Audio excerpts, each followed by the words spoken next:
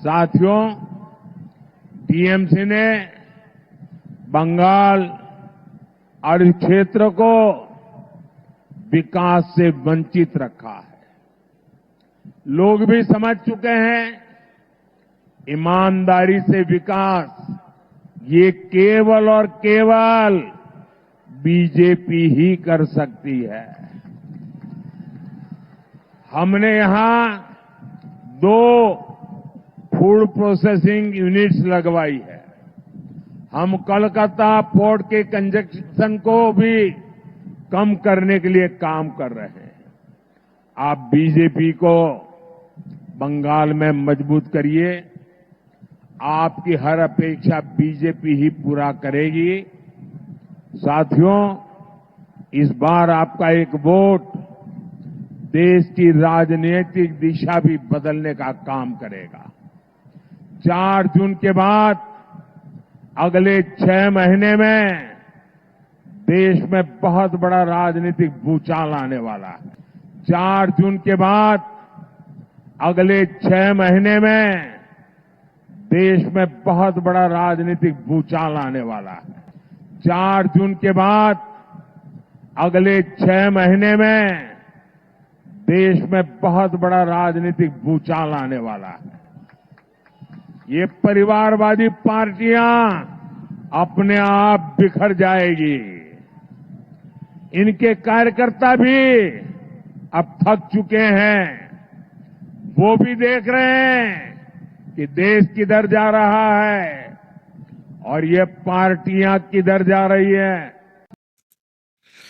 4 June সারা দেশ জুড়ে যখন লোকসভা ভোটের ফলাফল ঘোষণা হবে, তারপর সারা দেশ জুড়ে রাজনৈতিক ভূমিকম্প শুরু হয়ে যাবে এবং আগামী 6 মাস ধরে সেই রাজনৈতিক ভূমিকম্প চলবে।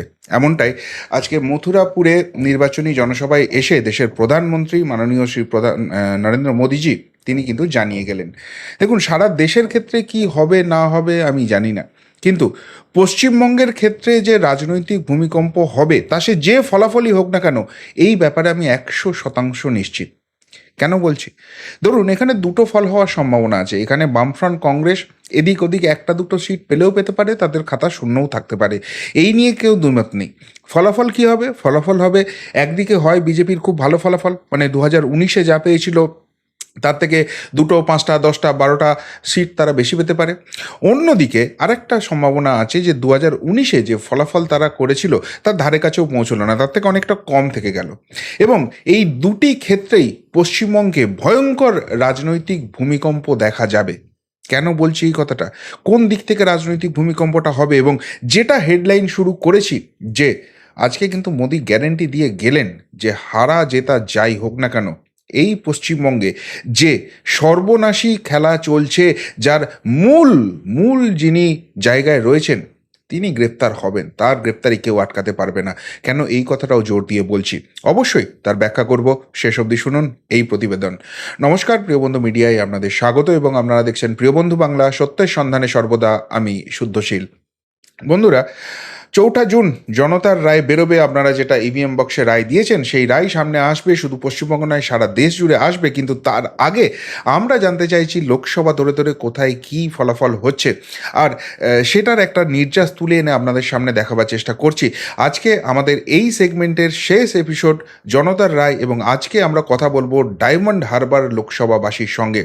আপনি যদি ইন্টারেস্টেড হন তাহলে আপনার বিধানসভা কেন্দ্র, আপনার মোবাইল নাম্বার এবং আপনার নাম লিখে আমাদের হোয়াটসঅ্যাপ নাম্বার 9686671317 এই নাম্বারে আমাদের হোয়াটসঅ্যাপ মেসেজ করুন। আমরা ডেফিনেটলি আপনাদের কাছে পৌঁছানোর চেষ্টা করব। আপনারা ডায়মন্ড হারবার নিয়ে কি ভাবছেন সেটা তুলে আনবো এবং আগামীকাল সেটা আমরা ব্রডকাস্ট করব। যাই হোক, এ তো গেল প্রিয়বন্ধু মিডিয়ার করা জনতার রায়, কিন্তু আসল জনতার রায় কি হচ্ছে সেটা বোঝা যাবে 4 জুন যখন ইভিএম বাক্সগুলো খোলা হবে। আর আজকে প্রধানমন্ত্রী বললেন যে সেই 4 জুনের পর থেকেই আগামী 6 মাস ধরে দেশ জুড়ে রাজনৈতিক ভূমিকম্প হবে। দেখুন, আবারও বলছি, দেশের কথা আমি জানি না কি হবে না হবে, নিশ্চয়ই তার কিছু মোটিভ রয়েছে, তার কিছু ভিশন রয়েছে, তার বেসিসে তিনি এই কথাটা বলছেন। তিনি তো অনেক দূরদর্শী, সেই জন্যই তো দেশের প্রধানমন্ত্রী 2টো টার্মে হয়েছেন এবং 3য় বার হওয়ার জন্য তিনি লড়ছেন। কিন্তু পশ্চিমবঙ্গ নিয়ে যেহেতু আমরা আলোচনা করি, তাই পশ্চিমবঙ্গের রাজনৈতিক ভূমিকম্পটা অবশ্যম্ভাবী। কি হবে? দেখুন এখানে যে হাওয়াটা উঠে গেছে এবং সেই জায়গা থেকে এই রাজ্যে যারা এই তোলাবাজিগুলো করছে, যারা ফেরেববাজিগুলো করছে, যারা গুন্ডামিগুলো করছে, যারা বাংলার রক্তটা শুষে খাচ্ছে, তাদের যে শেষ হওয়া উচিত, এইটা জাগানোর জন্য যারা কাজ করছেন তারা হচ্ছে বিরোধী কণ্ঠস্বর। এবং সেই সেগমেন্টে কিন্তু সকলেই আছে, সমস্ত শুভবুদ্ধি সম্পন্ন মানুষ রয়েছেন, ইউটিউবাররা রয়েছেন, রাজনৈতিক দলের কর্মীরা রয়েছেন। যদি যদি কোনো রকমের পশ্চিমবঙ্গে ফলাফল অন্যরকম হয়, অর্থাৎ দেখুন 2021 নিয়েও তো অনেক প্রশ্ন আছে। 2021-এ যেরকম হাওয়া ছিল সেই অনুযায়ী বিজেপি ফলাফল করতে পারেনি, তারা ক্ষমতার ধারে কাছে আসতে পারেনি। কিন্তু সেই গণনা কি সঠিকভাবে হয়েছিল? আজও কিন্তু মানুষ সেই প্রশ্নের উত্তর হটায়। এবং সেই জায়গা থেকে একটা কথাই বলা যেতে পারে যে ভোট ভালো হলেও যে ফলাফল ভালো হবে এমন কিন্তু নয়, কেননা পশ্চিমবঙ্গের যে রাজনৈতিক প্রেক্ষাপটটা সেটা কিন্তু জোচ্চুরিতে বাটপাড়িতে ভরে গেছে এবং নিজেরা ক্ষমতায় টিকে থাকার জন্য গণতান্ত্রিক যে রায় সেটাকে ছিনিয়ে নিয়ে, সেটাকে লুটেপুটে নিয়ে একটা নিজেদের মতো জায়গা তারা তৈরি করছেন এবং সেই জায়গাটা বিরোধীদেরও অনেকটা খারাপ অবস্থা রয়েছে, তারা সেইভাবে সংগঠন তৈরি করতে পারেননি বলে এই জায়গাটা হয়। কিন্তু যদি সত্যি সত্যি সেরকম 2021-এর মতো চমকে দেওয়া ফল হয় যেটা আশা করা হচ্ছে, তার ধারে কাছেও যদি না থাকতে পারে, তাহলে 2021-এ যে রাজনৈতিক ভোট পরবর্তী হিংসা আপনারা দেখেছিলেন তার থেকে বহু গুণ এবারে কিন্তু সেই অত্যাচারের মাত্রা বাড়বে। যদিও কেন্দ্রীয় নির্বাচন কমিশন বলেছে, কেন্দ্রীয় সরকার বলেছে যে এখানে কেন্দ্রীয় বাহিনী থাকবে, কিন্তু দেখুন কোথাও যদি কোনো অ্যাটাক হয়, সেই অ্যাটাক হয়ে যাওয়ার পর সেখানে কেন্দ্রীয় বাহিনী যাবেন, কিন্তু তার আগে যাকে অ্যাটাক করা হয়েছে বা যার পরিবারের উপর হামলাটা হয়েছে তার প্রাণ চলে যেতে পারে, তার বাড়ি ঘরদোর পড়ে যেতে পারে, তার বাড়ির মহিলা শ্লীলতাহানি হতে পারে, অনেক কিছু কাণ্ড ঘটে যেতে পারে। এবং এরা এতটাই এবার ক্ষেপে যাবে যে এদেরকে যে রাজ্যপাট ছাড়তে হবে সেই জায়গাটা নিশ্চিত করছে যারা, তাদের কণ্ঠস্বরটা একবারে চিরতরে থামিয়ে দিতে হবে। তার দুটো কারণ থাকবে: এক, এই প্রতিবাদের জায়গাটা হারিয়ে যাবে, এবং দুই, এদের এই মর্মান্তিক পরিণতি দেখে যারা ভবিষ্যতে ভাববে যে আমরা কোনো রকম প্রতিবাদের রাস্তায় আসবো, এই অন্যায়ের বিরুদ্ধে গর্জে উঠবো, তারাও কিন্তু ভয় পেয়ে ঘরে ঢুকে যাবেন। তারা ভাববেন যে আলটিমেটলি তো কিছুই হবে না, আর করতে গেলে এই ধরনের অত্যাচার শেষে সহ্য করতে হবে। সুতরাং সেই জায়গাটা কেউ আটকাতে পারবে না, এবং সেটা যদি ঘটে সেটা রাজনৈতিক ভূমিকম্পের থেকে কম কিছু নয়।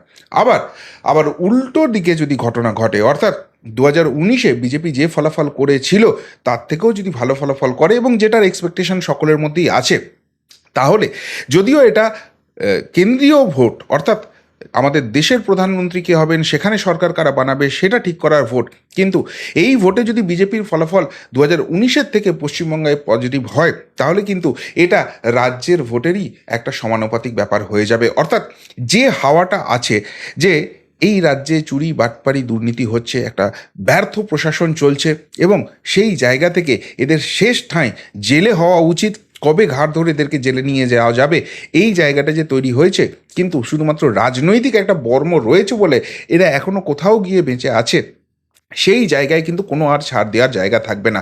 কেননা সেখানে যিনি নরেন্দ্র মোদী যদি আবার প্রধানমন্ত্রী হন, তিনি পরিষ্কার বুঝতে পেরে যাবেন যে বাংলার মানুষ কী ম্যান্ডেট দিচ্ছে। তিনি এখানে দুর্নীতি বিরোধী যে অভিযানটা করছেন বলে তিনি দাবি করছেন, বাংলার মানুষেরও তাতে পূর্ণ সমর্থন আছে, এবং তার বিরুদ্ধে যে রাজনৈতিক প্রতিহিংসা চালানোর যে অভিযোগ বিরোধীরা নিয়ে আসছে সেটা একেবারেই সঠিক নয়।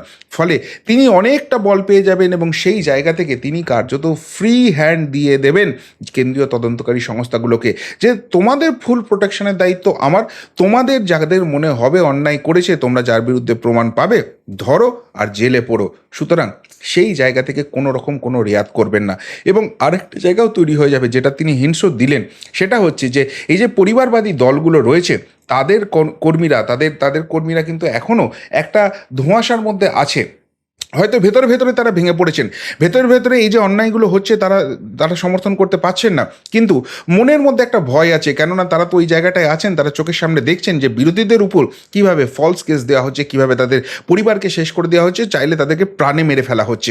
সুতরাং তারা যদি এখনই ওই নিয়ে কোনো কথা বলেন, তারা যদি উল্টো দিকে আসেন, তারা যদি বিরোধিতা শুরু করেন, তাহলে তাদেরও কিন্তু সেই একই পরিণতি হবে।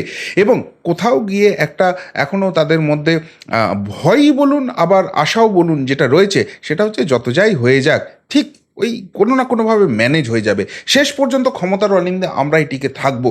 আর এই জায়গা থেকেই কিন্তু তারা সেই বিপ্লবটা, সেই বিদ্রোহটা দেখানোর সাহস করছেন না। কিন্তু যে মুহূর্তে যে ফলাফলটা বিজেপির এক্সপেক্ট করা হচ্ছে সেটা যদি হয়, তারা কিন্তু আর ওই ভেতরে ভেতরে বিদ্রোহ নয়, তারা এবার প্রকাশ্যে বিদ্রোহ করবেন, কেউ দল ছাড়বেন, কেউ রাজনৈতিক সন্ন্যাস নিয়ে নেবেন। কিন্তু তার ফলে যেটা হবে, যারা হারবে, যাদের বিরুদ্ধে এই জনমতটা যাবে, তারা কিন্তু ক্রমশ দুর্বল হতে থাকবে। এবং একদিকে যখন কেন্দ্রীয় এজেন্সির এই চাপগুলো বাড়বে, সেখানে গ্রেপ্তারির সংখ্যা বাড়বে, অন্যদিকে যখন দল এইভাবে ভাঙবে, এই পরিবারবাদী দলগুলো কিন্তু ছিন্নভিন্ন হয়ে যাবে। সেই জায়গাটাই কিন্তু প্রধানমন্ত্রী নরেন্দ্র মোদী আজকে হাইলাইট করার চেষ্টা করেছেন, এবং সেটা সারা ভারতবর্ষের পরিপ্রেক্ষিতে বলছেন। অবশ্যই দেশের প্রধানমন্ত্রী, তিনি গোটা দেশের পরিপ্রেক্ষিতে কথা বলবেন, এবং এই ছবি অন্যান্য রাজ্যেও তো দেখা যাচ্ছে, সেই অন্যান্য রাজ্যের মুখ্যমন্ত্রীদেরও গ্রেপ্তার হতে আমরা দেখছি। সুতরাং সেই জায়গা থেকে তিনি ভুল কিছু বলেননি। কিন্তু আমরা তো গোটা দেশের থেকেও আগে বাংলাটাকে বাঁচাতে বেশি মরিয়া, বাংলায় যে অন্যায় হয়েছে সেই জায়গা থেকে বাংলাকে টেনে তুলতে বেশি মরিয়া হয়ে আছি। আর সেই জায়গায় বাংলার সব থেকে বড় ফেরেববাজ কে? সে ভোটে জিতুক, ভোটে হারুক, যা খুশি হয়ে যাক, কিন্তু সে যে ফেরেববাজ, এটা গোটা বাংলার মানুষের কাছে, শুভবুদ্ধি সম্পন্ন বাংলার মানুষের কাছে আজকে কিন্তু প্রতিষ্ঠিত হয়ে গেছে। আর তাই প্রধানমন্ত্রী এসে বাংলার বুকে দাঁড়িয়ে যখন জোর গলায় এই কথা বলে দিয়ে যান, তাতে একটা ছবি স্পষ্ট হয়ে যায় যে যেখানে যত চেষ্টাই করে নিক, এই ফেরেববাজটাকে বাঁচানোর ক্ষমতা কারণ নেই। চৌঠা জিন শুধুমাত্র রাজনৈতিক একটা স্থিতাবস্থার তিনি অপেক্ষা করছেন, এবং সেই জায়গাটা পেলে যারা তার কোমরে দড়ি পরিয়ে তিহারে ওই মাগুর মাছ বিক্রেতার পাশে সেলে গড়াগড়ি খাওয়াতে পারে, তাদেরকে ফ্রি হ্যান্ডটা তিনি তার পাশে তাদের হাতে দেবেন। কেননা এর আগেও তিনি প্রচারে বলেছেন যে গত 10 বছরে যেটা দেখেছেন সেটা শুধুমাত্র ট্রেলার, আসল মুভি আমি থার্ড টার্মে এসে দেখাবো। সুতরাং প্রধানমন্ত্রী হিসেবে সত্যিই যদি নরেন্দ্র মোদী থার্ড টার্ম শুরু করতে পারেন, বাংলায়, সাথে গোটা ভারতবর্ষে রাজনৈতিক ভূমিকম্প তো হবেই। এই ফেরেববাজদের, এই চিটিংবাজদের কোনো যে রেহাই নেই, সেই জায়গা নিয়ে কার্যত নিশ্চিত থাকা যেতেই পারে, এবং তার প্রভাব বঙ্গ রাজনীতিতে অবশ্যই করে পড়বে। কিন্তু আবারও বলছি, পজিটিভ অ্যাসপেক্টও যেরকম রয়েছে, রাজনৈতিক ভূমিকম্পটা নিশ্চিত, সেটার নেগেটিভ অ্যাসপেক্টটাও কিন্তু রয়েছে। যদি এত কিছুর পরেও গণনাতে লুটটা হয়ে যায়, আটকানো না যেতে পারে, যেটা নিয়ে অনেকেই টেনশানে আছেন, এবং এখনও কিন্তু পুরো সিস্টেম যে ফুল প্রুফ, এটা কেউ বুক ঠুকে বলতে পারছে না, সেই জায়গা থেকে সেই রাজনৈতিক ভূমিকম্পের আশঙ্কাটাই থেকে যাচ্ছে। শেষ পর্যন্ত কি হবে? সত্যিই এই যে বড় ভোট যুদ্ধটা চলল, সেখানে জয়তিলক নরেন্দ্র মোদীর কপালে উঠবে, এবং যে কথা তিনি আজকে পশ্চিমবঙ্গের মাটিতে দাঁড়িয়ে দিলেন, সেই রাজনৈতিক ভূমিকম্পটা, সেই কাঙ্ক্ষিত ফেরেববাজের জেলটা বাংলা কি দেখতে পাবে? আপনাদের কি মনে হচ্ছে?